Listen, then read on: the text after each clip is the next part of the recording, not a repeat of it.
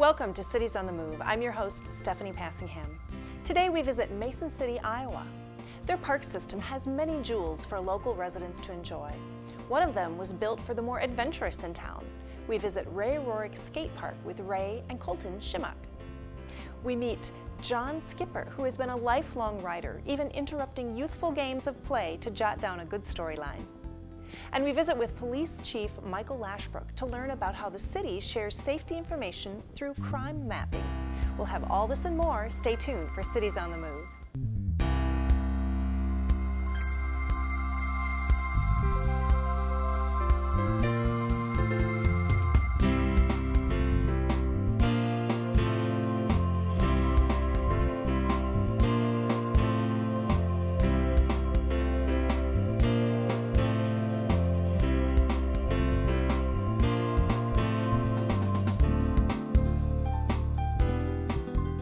John Skipper is a writer through and through. Let's find out more about his interests and hear a passage from a recent book. I'm John Skipper. I'm a reporter and columnist for the Mason City Globe-Gazette in Mason City, Iowa. I've been in newspaper work now for 45 years at various newspapers.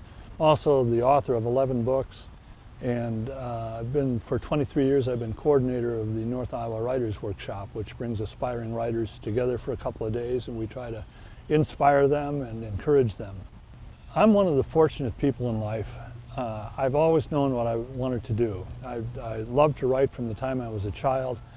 My parents used to tell stories about how I'd be outside playing baseball and all of a sudden I'd call timeout and run inside and get a pencil and paper because I had an idea for a story I wanted to write. And I've never had any other job besides writing. I have written nonfiction all of my life, and so therefore in newspaper work obviously is always nonfiction, despite what some readers might tell you, so therefore when I got into book writing, nonfiction was the thing that I was most comfortable with. So I've written biographies, I've written a lot about Major League Baseball, I've written about politics. But the theme behind all of it was living history. I love living history. I love to try to interview people who were involved in famous events or circumstances. It's kind of what I do every day as a newspaper man. I've tried to do that in my books as well. I've always been kind of a baseball nut, but as I say, I look at the things I do on baseball more as living history. Of talking with people who were there, it just happens to be at a ball game. Detroit was chilly, like it always is at that time of year. A man approaching his 80th birthday came out of a hotel restaurant. There are no photographs of him as he emerged, but his reputation is such that one can surmise he was wearing a suit and tie with neatly pressed pants, the suit coat buttoned, and the tie secured with a perfect Windsor knot. There was a military straightness to the way he carried himself, looking much too tall, sturdy, and straight for a man of his age, the kind of man who would be deemed elderly only by someone who paid attention solely to the person's date of birth. His gray eyes were liquid, as if always in a gaze that was at once arresting, the look of a man either deep in thought or suspicious of something, and yet at other times seemed wistful, kind, and unthreatening. Either way, this was a man who took it all in. I think in many ways writing is a spiritual experience because it comes from within. So when you take a walk in the park and notice the things around you and say, gee, you know, I'd like to write a little story about that. Or you run into an interesting person. Everybody is interesting, and everybody has a story to tell. And so that's what I like about writing. Today we're going to talk a little bit about crime mapping in Mason City, Iowa, and our special guest today is Chief Michael Lashbrook from the Police Department. Welcome to the program. Thank you, Stephanie. Thanks, it's good to be here. All right, great. Well, let's talk a little bit about how this idea of crime mapping came to be. Did somebody on the council or somebody in the community say, gosh, I think this would be a great idea? Well, it all started out, the city had an opportunity to develop a new website vendor, and with that came the ability for each city department to have a lot more flexibility in what they wanted to put on their crime or on their websites individually, which to us was enormous. because it gives us the opportunity to share a lot of information with the community. I think a lot of people in a lot of different towns want to know what their police department's doing, what's going on in the community, and the things that they need to be aware of. So we saw this as a big opportunity for us, and that's where the crime mapping fit in. Great. And it sounds like you had a vendor that approached you about this service, or were you aware that this kind of technology was available? Well, I won't say that I knew specifically that it was, and yes, we were approached by a company called crimereports.com. They have setups in different communities all throughout the country. So at the time that they approached us, we happened to have some grant money available that fit in with what our goal or our mission was, and so we signed on with them. Great. I want to back up a little bit. You mentioned this whole revamping of the website, and there's so much information on the city's website now. But for your purposes, for the police department, what kind of things can people find if they go to your website? Well, they can find a lot of things. We'll put our press releases in there. We'll also put things in about the police department, just kind of internal news, maybe promotions or who's attended some trainings and things of that nature. A lot of it deals with trying to have that exchange or that interaction with the community. So we'll have Most Wanted, we'll post warrants of people from Mason City that we want, that we have warrants out and we're interested in having the community help us in capturing. Again, the crime mapping, we'll do the daily incident logs where people can get online and look at the calls for the last 7 days, every call that we've had. Some of the other things, I just drew a blank. But just some general information too about programs that you guys have and right. Okay. Right. A lot of it again is again to create a transparency and an exchange of information with the city people of Mason City with their police department. Yeah, and this whole concept of a crime map is very transparent. I was a little bit surprised when I went on there. You can see a lot of information about the crimes that are taking place. Did the city council have to approve that information going up, or since I'm assuming it's public information anyway, so you can post it online? That's right. Most of what is there is public information. So yeah, we did not have to approach the council. The cost didn't fall underneath the purchasing policies of the city to where we had to approach them. So with discussions with the city administrator, we move forward. All right. When you took a look at crime mapping, what kind of objectives did you have when you decided to subscribe to this service and put that information out there? How did you hope it would help the department? Well, I think there was a couple reasons why we did it, and I've kind of touched on them a little bit right now. One is to let the people know what we do as police officers. I mean, so many times, or the perception of what police officers do is driven by the media, by primetime television, things like that, when in essence it's very different than what is portrayed on TV. So in that essence, we're trying to show them these are the different things that we do, and I think people are quite surprised at what we do and how often we do some of those things. The second thing is to empower them.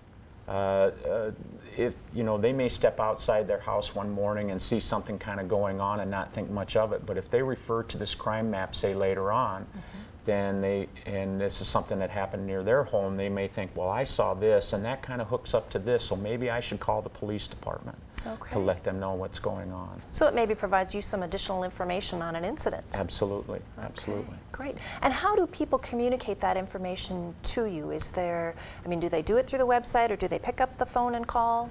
They can do it either way. When you get on the crime map, if you click on a particular icon, it'll say report a tip, which that will send it into us email. We also have information on all of our officers on the website, so they'll know what beat assignments those officers have, and so they can click on the officer's email and send that information to him, or by going to the daily incident log, they'll know who the primary officer is assigned, and they can contact that officer via email or phone. Okay, very handy. Now, do you have a dedicated person on staff then that inputs all this data, or is it linked to a database you already have and the crime reports folks do that, or how does that work? Technology is great. It's all part of the crime report software. It automatically downloads the information that we want it to have downloaded and puts it on there on a regular basis. So there's nobody that has to go downstairs and flip a switch or anything like that. It's all automated. So you don't need somebody new to be typing everything Not at all. All right, very handy, very handy. Who's able to see or access the map? Anybody. Anybody. Anybody in the country can. Anyone that has access to the internet can. You go to crimereports.com. You don't necessarily have to go to our website. You'll get a map of the United States. You can click on any state you want, and then what will pop up are the communities that have crimereports.com, and you can go to those communities. Okay. So someone that doesn't live in Mason City anymore, or someone that's moved up here to Austin would like to know what's going on in Mason City rather than maybe trying to read it in the paper, they can click on it and get that information from here.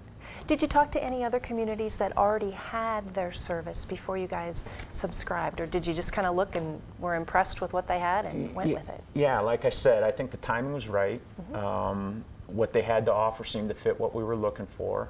We didn't really reach out and talk to any other departments. We saw some agencies that were using it, and although we didn't contact them, those were departments that I had respect for and figured they wouldn't be doing it if it wasn't something worthwhile. So we just, like I said, we kind of moved forward. All right, very good.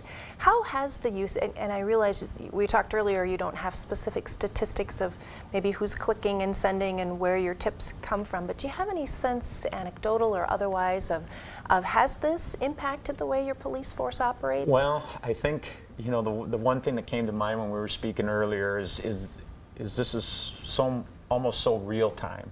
We did have to dial back a little bit, but these incidents were popping up on the screen every 45 minutes to begin with.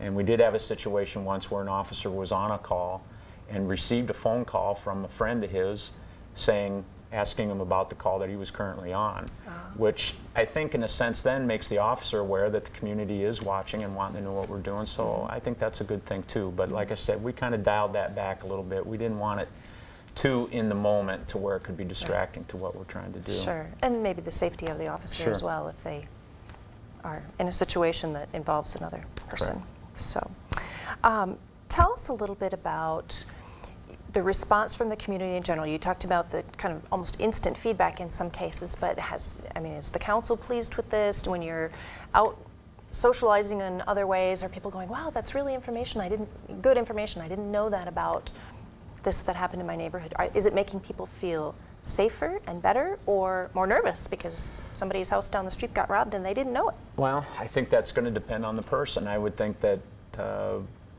it would probably be a little bit of both. It's probably a little unnerving to know that something has happened close to your home, but then again, I think, as they say, knowledge is power. You can be a little more vigilant, a little more aware of your surroundings. We're not asking people, don't be paranoid, but do be vigilant. Be aware of what's going on in your neighborhood and report things that seem suspicious to you.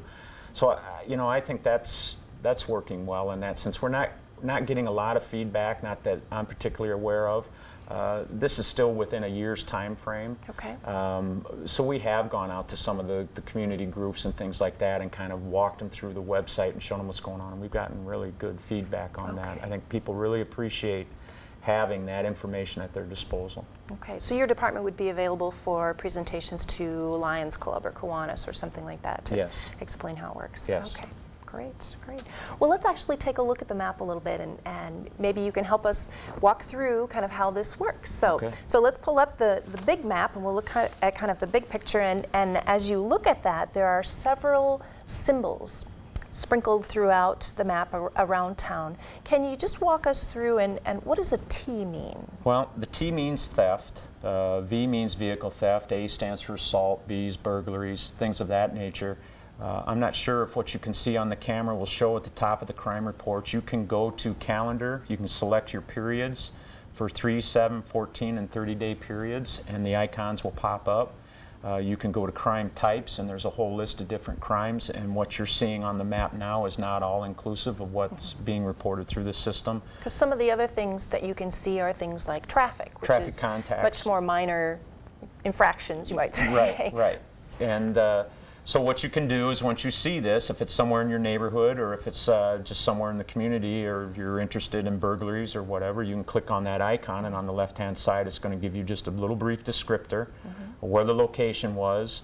And and let's go ahead and do that. Let's click on this one right here that's at the 1400 block of 4th Street Southwest. Right. So this little balloon window appears and gives us some basic information. That's correct.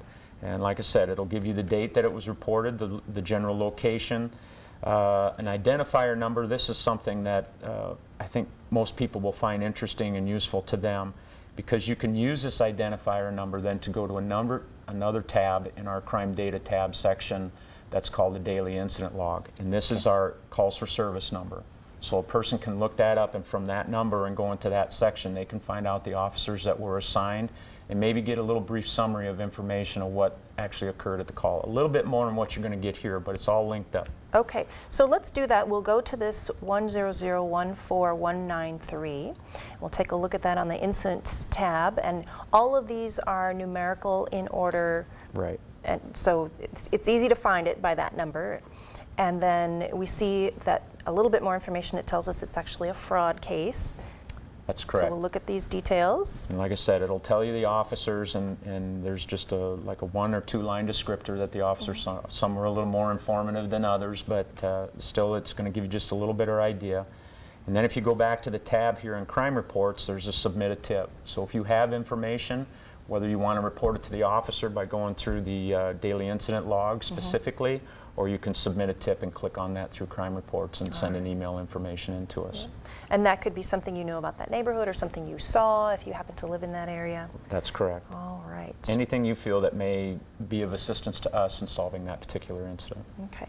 And all of this map simply covers the city limits, or do you have any arrangement with the county to cover their data as well? Right. We are 2 things. Our records management system is linked in with Clear Lake and Cerro Gordo County. Oh, okay. So we are partnered with Cerro Gordo and Clear Lake Police Departments, so you can scan out and get a county-wide. You can get Cerro Gordo County crime mapping. You can go over to Clear Lake and get Clear Lake crime mapping too. All right. Very good. An interesting map to check out. And the other data, traffic, if you pulled all that up, of course your map would be quite crowded. That's correct. You could select only for traffic. I mean, does that include stops for speeding and accidents, or what kind of things would we see there? Yes, it would go under traffic contacts, and it would involve traffic stops or disabled vehicles, things of that nature. And I believe traffic crashes would be under a different icon, but yes, you could get that information too. Anything that goes into our records management system is basically available for you to view on this crime map. On that map. All right, very interesting. And as the chief, are you pleased with it? What do you think? Oh, sure. I mean, again, in my mind, or how we feel down in Mason City, is the more that we can give, the more we can interact with the community, the better we're going to get back. And this is the Mason City, the citizens of Mason City, we are their police department, and there has to be that partnership in order for us to do our job and to help them, and for them to help us. Great. So I think all in all, it just makes the town a much better place to be. Sounds great. If there were other communities in the region that happen to catch the show and are interested in learning a little bit more about it, what kind of advice would you give them on implementation? Was it fairly smooth getting it started and getting things rolling? Yes, it really was. Like I said, Crime Reports, the vendor, has done a lot of different setups in different communities. No one's records management system's the same.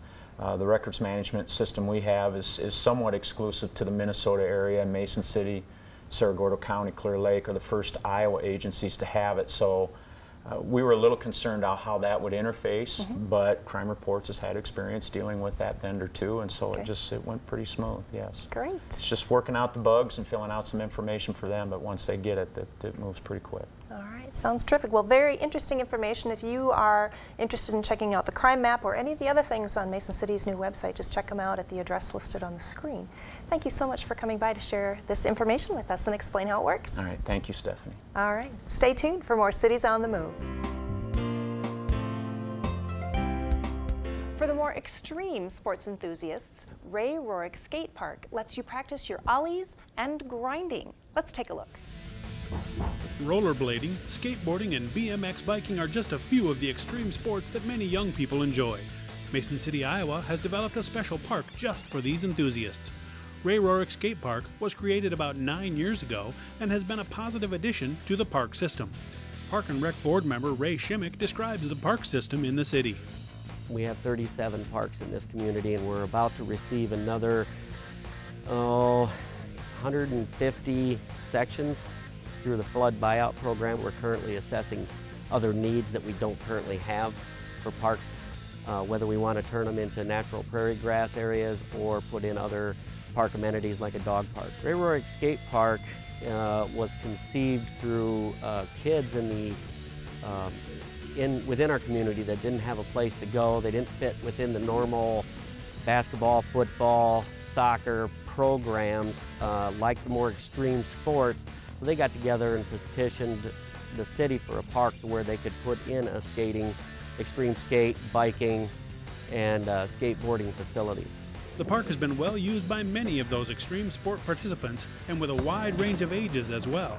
Inline skating is popular, skateboarding is popular, and BMX biking is really popular on these ramps. So anytime during the day, you'll see kids out here doing a multitude of different things. Being out here quite a bit with my son, I've seen kids as young as barely able to walk out here to, kids, young adults, 20, 30 years old out here enjoying this facility. Ray's son Colton is an avid skateboarder who uses the park often. I believe I've been skateboarding since I was 7, around there. But it was very difficult to start out. First I had to learn how to actually stand on the board without falling off, and then I eventually started actually moving. And from there I basically would have to learn how to turn and stop. And then after you do that, basically everything else starts getting easier as you go. Skateboarding requires some basic equipment, which can be highly customized depending on how you use it. I picked this skateboard because it's basically a nice fit for me. It's got this part which is like a little bigger so I can have my foot here and be able to do my tricks more. There's grip tape on it so my foot doesn't slip off. And they've got designs mainly for looks, for different companies, basically. When you get wheels, get ones that are suited for you. Like they got a street for on the street. There's wheels for that.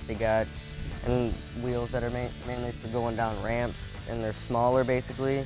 With a good fitting skateboard, Colton is able to practice the tricks of the sport. One of them, when I first started, was an ollie. It's basically just getting to pop the board up so it's up in the air, and then you land back on it. There's a kick flip where you spin the board, and then there's a heel flip where you spin it the opposite way. And then there's a pop shove it, which is you basically hit the back of the board and it kind of turns a 180, 360 way. Colton particularly enjoys practicing with friends. I have a friend named Mason, and ever since he moved in, we both were really good friends, and then we started skateboarding. We would tell each other not to give up and make sure we were doing the right things, and basically if one person got a trick right, they would basically have to show the other person the same thing and how to do it, how they got it. I think that just because you don't skate, it doesn't mean that you can't skate. And once you try skating, you're gonna love it, whether it's biking, skateboarding, inline skating. Colton enjoys coming to Ray Rorick Skate Park because the features allow him to hone his skills. The key part, I believe, is having more than one ramp, having a lot of space so more people can skate at once. Having a variety of ramps would be the best, because if you're trying out tricks, you gotta be able to have the room for it and have the ramps for it. And it basically the more ramps, the more time consuming and the more fun it would be. I enjoy skateboarding mainly because of the fact that I can meet new people, I can learn new tricks, have lots of fun. Ray Rorick Skate Park is open from dawn to 10:30 p.m. and is free of charge. It's located at 1090 15th Street Southwest in Mason City, Iowa.